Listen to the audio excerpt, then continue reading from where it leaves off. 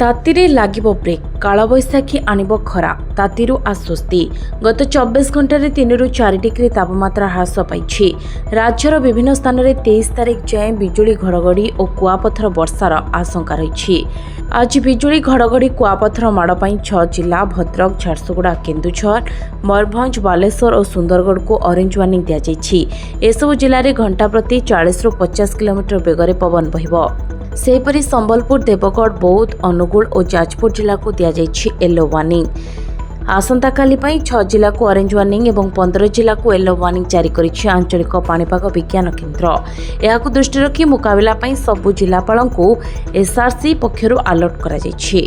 गतकाली मध्य राज्यर किछि स्थान रे कालबैशाखी वर्षा होइछि। Bureau report, Dinalipi live.